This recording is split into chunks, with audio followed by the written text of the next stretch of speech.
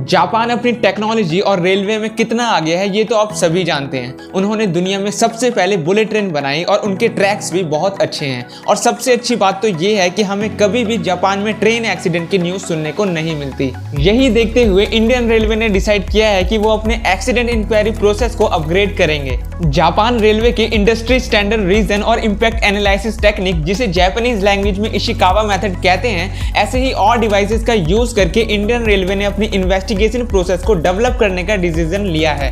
और ऐसे टूल्स और टेक्निक्स की इंडियन रेलवे को सख्त जरूरत है, क्योंकि जापान के कंपैरिजन में इंडिया में बहुत ज्यादा ट्रेन एक्सीडेंट होते हैं। इन टेक्निक्स को जापान ने डेवलप किया है। डिफरेंट एरियाज में इफेक्ट एंड कॉजेस को देखने और प्रॉब्लम के सॉल्यूशन के लिए इन टेक्निक्स का यूज किया जाता है। इंडियन रेलवे अब अपनी एक्सीडेंट इंक्वायरी प्रोसेस को पूरी तरह से अपग्रेड करना चाहती है, क्योंकि इंडियन रेलवे की इंक्वायरी टेक्निक काफ़ी पुरानी हो गई है और बहुत टाइम पहले से इसका यूज़ होता आ रहा है। तो अब इस टेक्निक को चेंज करके जापानीज टूल्स का यूज़ किया जाएगा। रेलवे ने एक ऑर्डर इशू किया है जिसमें कहा गया है कि जो जापान के टूल्स हैं जैसे रूट कॉज, फिश बोन और 5 वेज एनालिसिस, अब इनका यूज हमें करना है। और जो हमारा पुराना एक्सीडेंट इंक्वायरी मेथड है, तो अब उन सबको अपग्रेड करने की बहुत ज्यादा जरूरत है। इसका सबसे बड़ा फायदा ये होगा कि अब इंडियन रेलवे एग्जैक्ट पता लगा पाएगी कि ये एक्सीडेंट किस वजह से हुआ है और उस प्रॉब्लम को सुधारने की कोशिश करेंगे ताकि फ्यूचर में ये प्रॉब्लम ना हो।